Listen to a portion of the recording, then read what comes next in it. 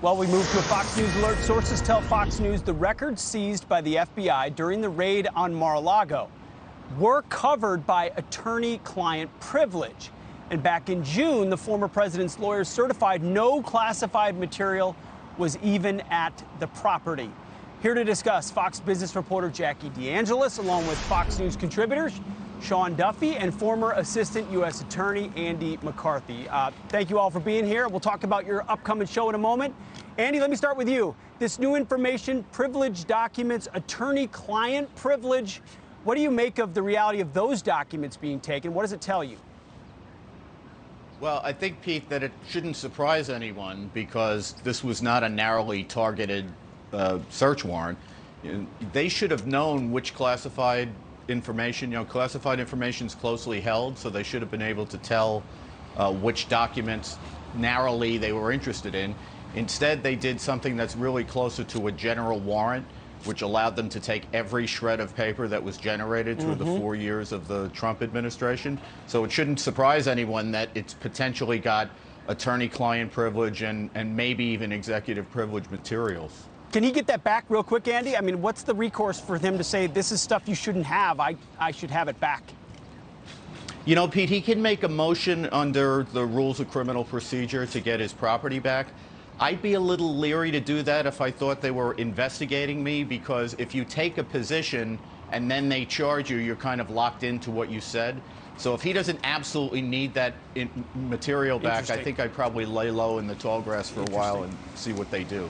Sean, we're a week out. This is still a story that is gripping us because of the scope of it. What's your biggest takeaway a week later? So my takeaway is, Pete, that they actually got what they were looking for. The FBI was going in looking for documents that were covered by executive privilege. They were looking for documents that were covered by attorney-client privilege. How else were they going to get them but for this raid? And you and the team this morning have been talking about this is so unprecedented. But actually, this is the precedence, Pete. You have an FBI and a DOJ that lied to a FISA court, that surveilled a president-elect at Trump Tower. They leaked documents, fake documents about the Russia collusion story. Democrats impeached him twice. So what's happening here is, I think Democrats are seeing that you have polling that's solidifying. Democrats are going to lose the House. They only have a couple more months left on January 6th. They need some gusto in this hearing.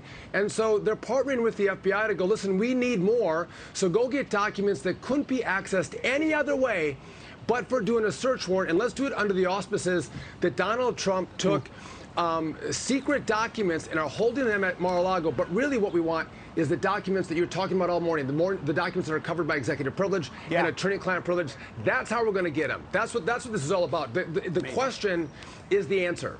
Jackie, real quick, if not for the raid, we'd probably be talking a lot more about the so-called Inflation Reduction Act.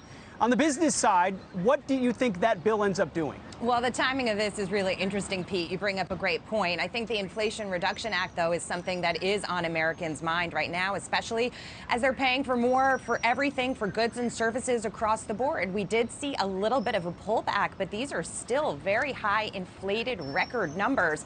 And I think the significance of it will play out over time. Americans will see that they're spending more. They're being taxed higher, whether it's not directly within their tax bracket. They're going to see it impact them in other ways. For example, the expansion of the IRS.